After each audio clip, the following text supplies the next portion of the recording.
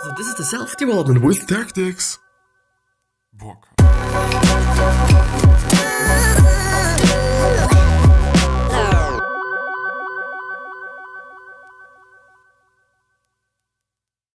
So this one's gonna be the last one, I think, about Tim Ferriss' 17 questions. Well, and actually the light would be great so that I'm a little bit more lit up. But yeah, with that being said, hello and welcome back to the next episode of Self-Development with Tactics, a fucking podcast. And I'm pretty fucking pumped to be here. This episode's gonna be just, I think, pretty regular. I'm just gonna read certain things, even though I just know a little bit about what I'm reading there, which I think great. But what I know today, which might be as well another experiment as yesterday actually, I'm just gonna be a little slower. So I'm just going to go through those, I think there are 3 questions we haven't gone through yet. And this is what we're going to go through today. And this is actually the first recorded episode for today, and I do have to record another one, and it is already 5:30 p.m. which is a little bit bad because I just came home. I just wanted to record because I'm fucking pumped to give you a lot of value and to bring you something. So yeah. So motherfucking yeah. No, this one. And the screen is already there. So it's nice. This is how I want it. Have we stopped with question 14? No, we have gone through this as well.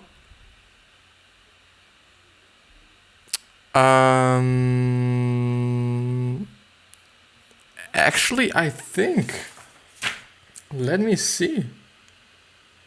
I think we have gone through, now we haven't gone through the 16th, no, not entirely.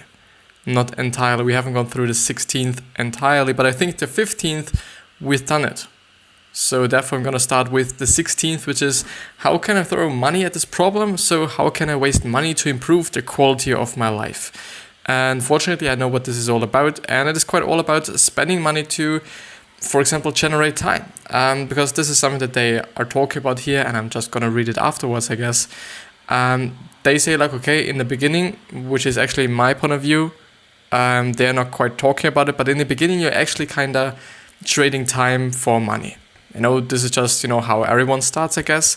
But, if you get just more money by working, by using up your time and so on, you're actually then able to buy yourself time. The thing is, of course, everyone has just his lifetime or her lifetime, but people that have money can buy themselves or just employ themselves employees, which saves them a lot of time and which also gives them a lot of time through just work. Yeah. Which is great for them because, for example, you making a design will take way longer than just 50 people making one design. And of course, you won't just employ 50 people for one fucking design, but, theoretically, it would just be very, very fast. And this is what this is all about. And so, in my point of view, in the very beginning, for sure, you're going to trade time for money. And the problem is that I'm seeing there is that, often on Instagram and on other various social media platforms, I guess, everyone's talking about, okay, you should not waste time. Time is so valuable and whatsoever. But yeah, if you haven't achieved anything, your time is worth nothing. Like my time is really worth nothing. My time might be worth $10 or something. So 1 hour of my time would be $10. So definitely not a lot. And this is, I think, something that a lot of people should realize, that in the beginning their time is quite like nothing worth. And this is also one of the most common kind of arguments for, not arguments, but kind of points for not doing free work. And in my point of view, free work is actually a very, very great way to just get into the habit. Not getting into the habit, but getting into the market. If nobody knows you, first of all, and if nobody knows what you're doing and whatsoever, nobody will pay you fucking 50K for one project. Nobody would. Because they would just go to somebody they trust already, or to somebody they have just found, or somebody they know that they're just doing a great job. And through just doing free work and through just, actually doing free work for just everyone, you're able to just, build some brand maybe even, and to just get known, I guess, and to just, show what you can. And, if the demand is there, you can supply them and then you can charge them. It's not about, okay, if you want to start just doing free work, you just always have to do free work. It's not the case, You also can change it up afterwards.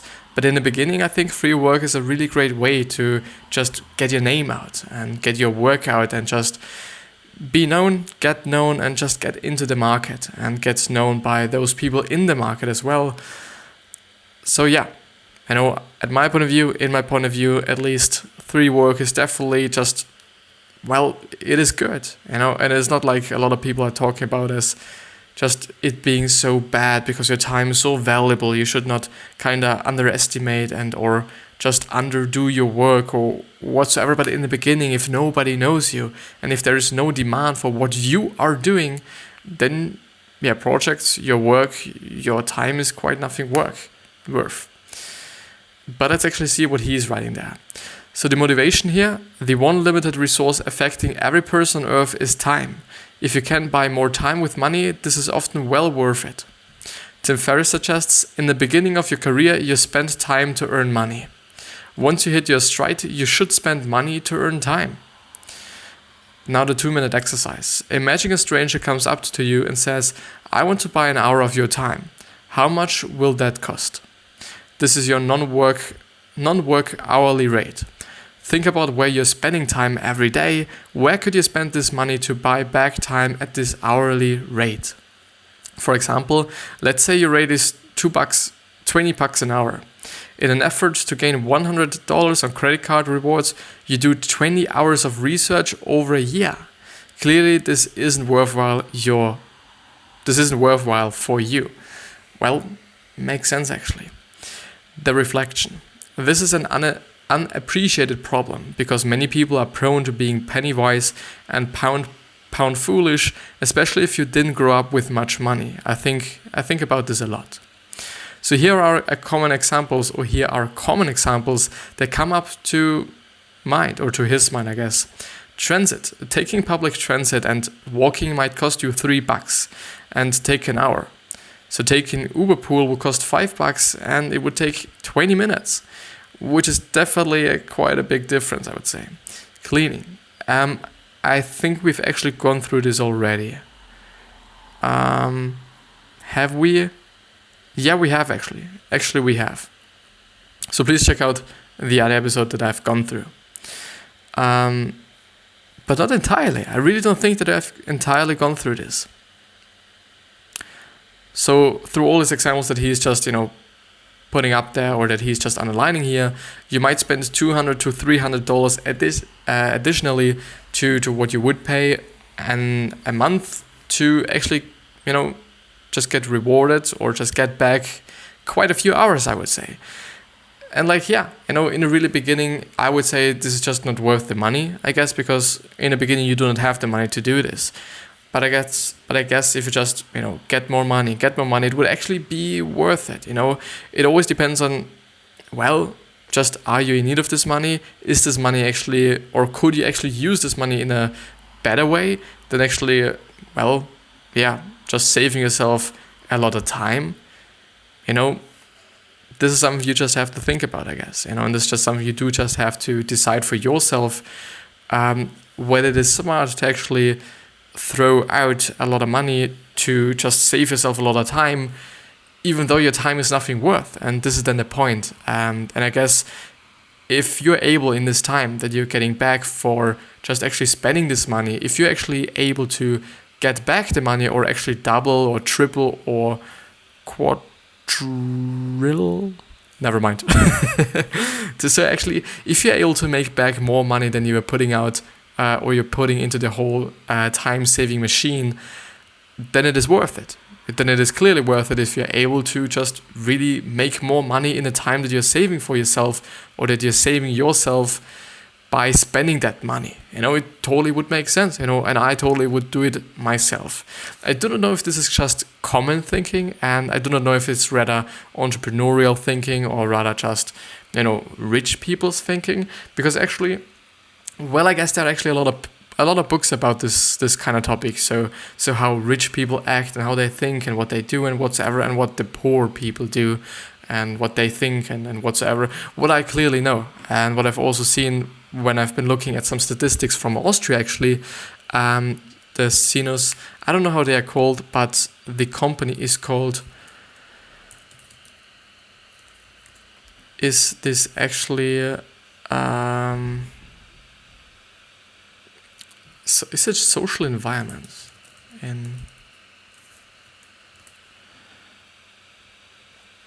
This could actually be the case. I'm sorry for looking that up, but it might be very interesting. So I unfortunately do not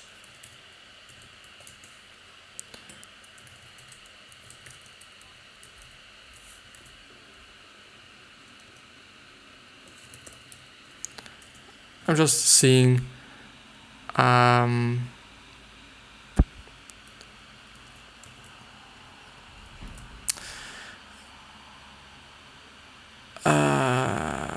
let's do it like this.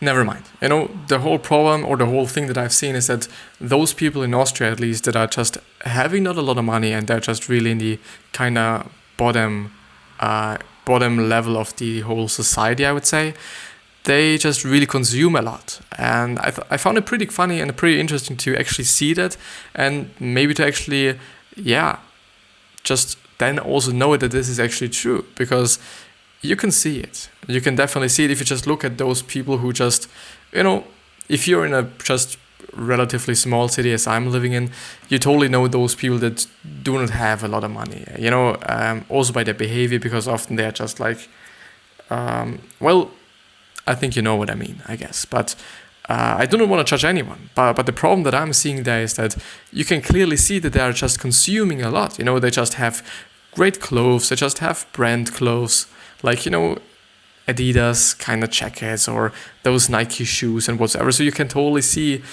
that, or you could totally think that they have a lot of money, but they do not have that money.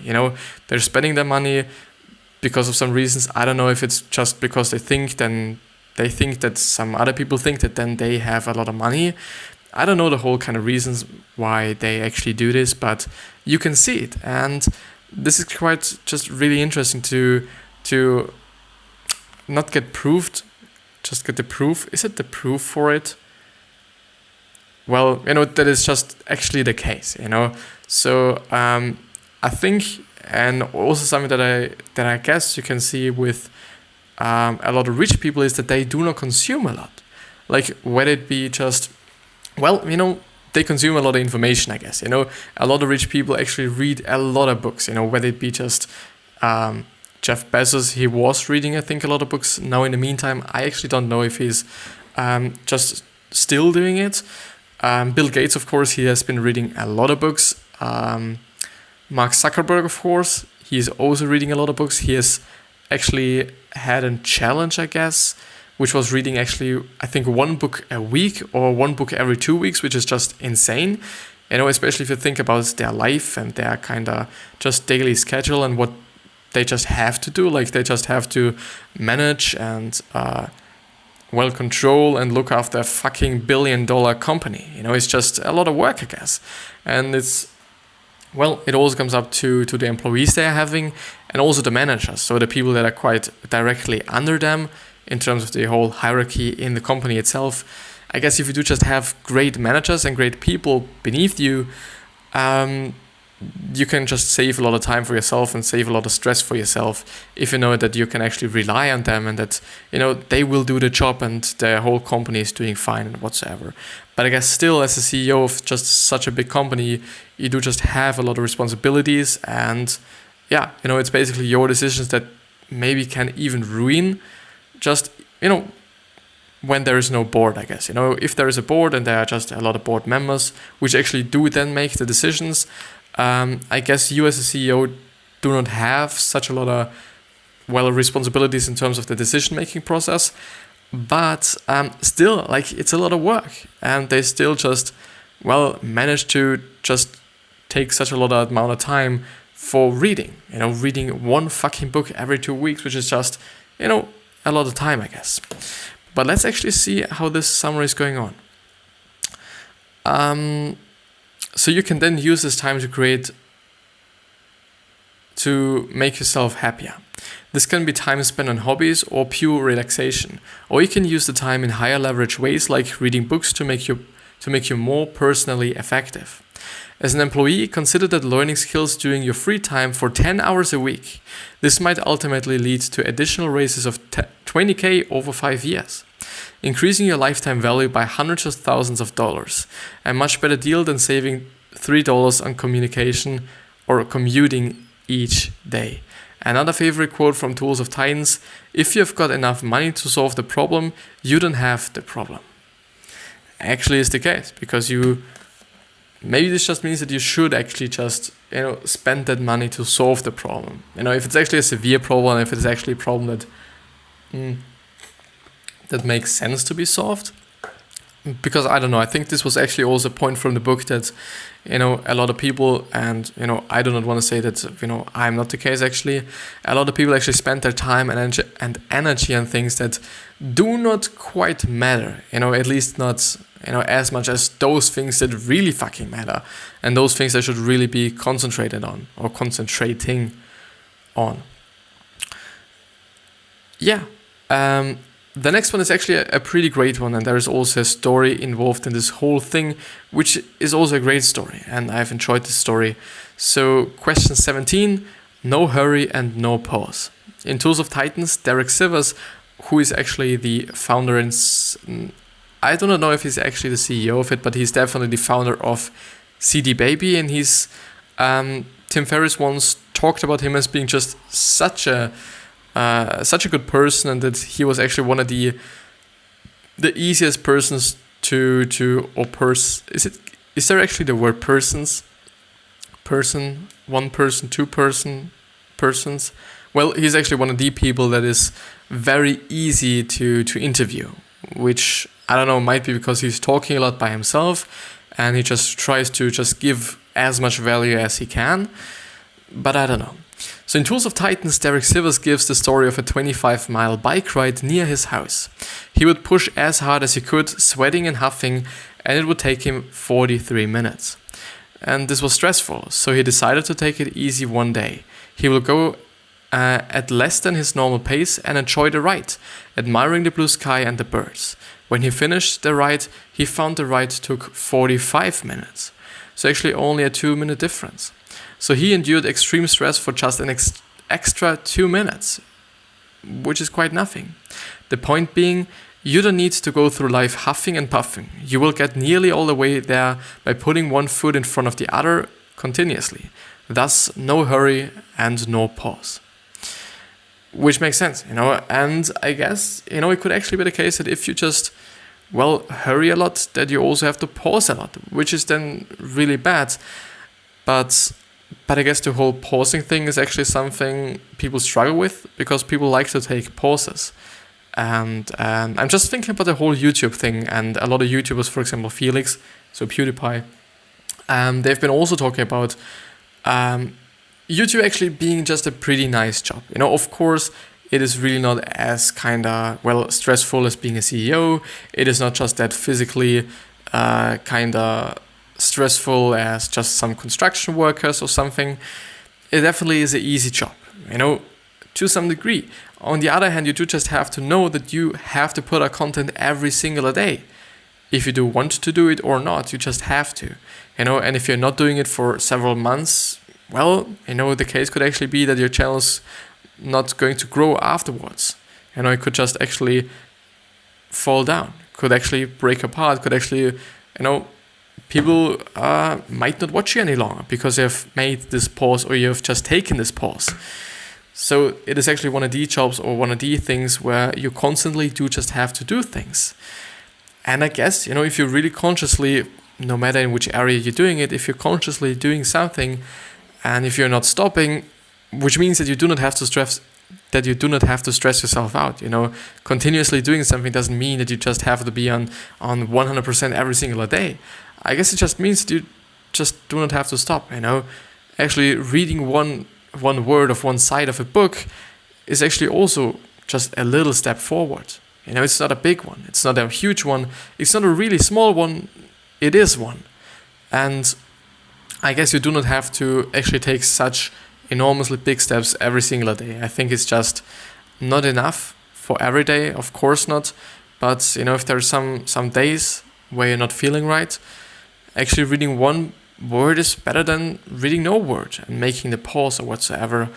But for sure, in terms of actually your well-being, if you feel like you just need a pause and if you feel like you just need to stop and need to relax, of course you should, because your well-being, your happiness, you feeling great and you being happy and healthy is and should be way more important than actually getting this additional 1K or 2K. Especially because of the fact that it is often really more about how you're spending your money rather than how much you actually make. Because, if you make 150K a year and if you spend 200K a year, you're just still gonna have, or you're just going to be in need of some credits, or actually not credit, but you need to go in debt and whatsoever. So you're still not going to do just really good if you do this. But if you actually make 50K and you save 40K of it, which might work, I don't know, depends on the way you're living, depends on where you're living, you just have a big pillar. If something is coming up, or if you're not feeling right and or you're not feeling like doing the work any longer that you have done, you could actually just take some time, find a new work, get just new skills and whatsoever, and use that money that you have saved. I in general think that having some pillar, some money laying around is quite good, I guess. It's quite great and it would make sense. But this is me a student sitting there in his parents' fucking home, not having earned anything his entire life, besides some just internships. This is me. It just really depends on the jockey and not on the horse. The 2-minute exercise. Where in life do you feel constantly at 100% of capacity, and what would happen if you reduce it to 90% capacity? The reflection. When you are constantly stressed, you risk burnout and lower productivity. Having to take breaks then lowers your overall output. A train can travel faster than a car, but a train has to take stops at multiple stations while a car can keep coasting at a lower speed. I think about this often when driving. Going 80 miles per hour on a highway versus 60 miles per hour causes much more stress. You have to weave between lanes and you increase your risk of accidents. And on a 20-mile trip, going 80 miles per hour saves you a measly 5 minutes. Slow is smooth, smooth is fast. Well, this has actually been it. Has this actually been it? Am I crazy? Am I fucking crazy? No hurry, no pause. It actually was the last one. It actually has been the last one. For talking today is pretty strange. And I understand that if I'm just really talking German all day long, it's going to be a hard time for me talking in English for this half an hour, actually 1 hour today, which is actually great for me because now I'm in the mood of talking in English. It's just something like, I think my brain just really has to think in a very, very different way if I'm just talking in another language. And if I'm just talking in one language the whole day long, and then I just put myself into just a different space or put myself in a different situation where I do just have to use the other language, well, it is quite, my brain seems to have some problems with that, I guess. And also I've just noticed in the very beginning of the episode, my pronunciation was just so incredibly a piece of shit. Just amazing. but really something for all the creators and for all the people that are just trying to do something as well, or that are doing something as well. Thinking about it and constantly putting yourself into this mood of actually having fun doing what you're doing is very important, at my point of view. Something that I also should just put in my mind way more often, because often I'm talking here, I'm sitting there, I'm really not thinking about having fun, which is actually the only thing why I'm doing this. Like, just besides the whole fact that I am willing to provide something, I'm willing to just give away something, I should just still have fun. I wouldn't do this if I wouldn't have any fun. If I hadn't any fun. But what I have a problem with now is that, do you tell me that, can you see this? There's, oh my fucking god. Well, I do not know if you can see this, but if I'm scrolling there, you can see just beneath the scroll wheel kind of thing on the really right-hand side, there is just a little marked thing. There's just a little yellow kind of stripe or line or whatsoever. And I thought, like, what is this? And I've also been thinking, like, okay, where did I stop? The last time where I've actually been going through the actual summary, because the 17 questions of Tim Ferriss is actually the longer version of a shorter version from the summary itself. Because the author thought, like, okay, it might not be as necessary as, as it is, or it might just not be just necessary. And for those people that are really interested in the summary, I'm just, giving it another side and giving it an extra side so that those people can actually view it and read it and consume it as well, which is great, which is enormously great. But it's actually great that, well, when I'm actually marking something and selecting something, then it is just really nice. You can actually see it in the scroll bar thing whatsoever. So we have finished his 17 questions. Questions for sports coaches, which should actually be the last one. Or the next one.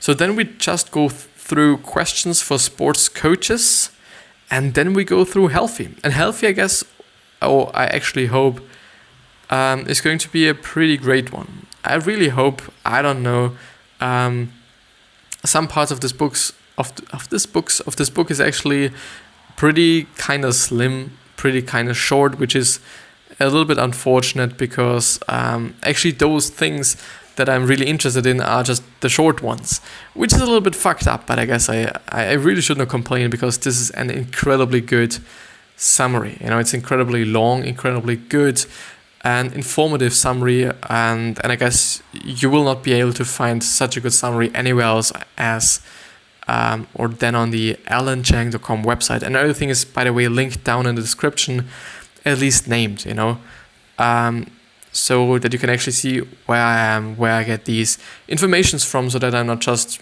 well, did you know that I'm not talking about some shit that I found on just really reliable, is it reliable? It could actually be the case, on reliable sources. So yeah, unfortunately, I guess this is actually the end of the episode, and this episode's gonna be, or just ended so fucking quickly.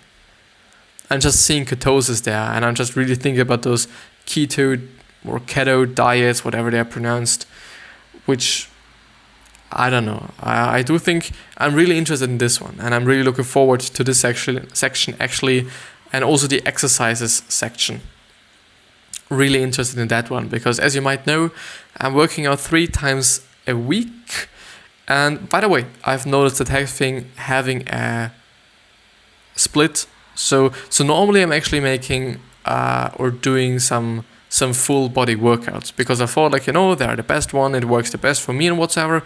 But I've seen actually having a split, so upper body and lower body, is actually also pretty great. It also just gives me, first of all, a lot of time to just, well, kind of fuck myself up to some degree. And it also just, well, is another form of stress for my muscles. And yeah, it could really just give myself a boost on my fitness level, could give myself a boost for my muscle growth. Something that is quite stagnated.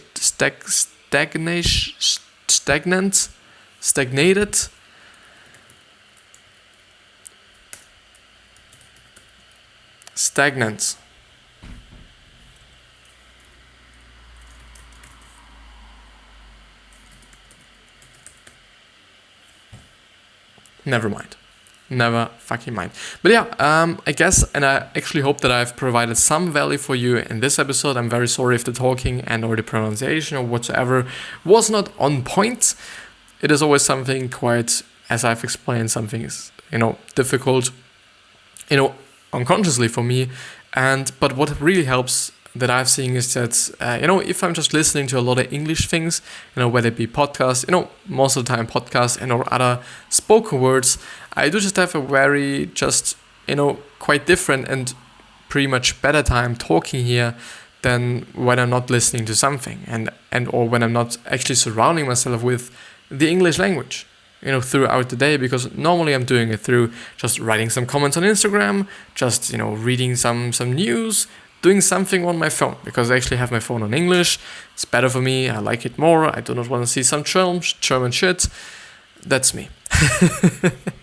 But yeah, I wish you the best health, happiness, and success. And I also want to remind you on how you're going to be remembered. Basically, your legacy. Maybe you just look after your legacy. Maybe you just see how you're going to be remembered, either as a good person or as a bad person. But yeah, because you totally have it in your control. You can control it. It is totally in your hands. But with that being said, I wish you the best, and I'll see you the next time. And thank you very much for listening and or watching. Yeah. I see you.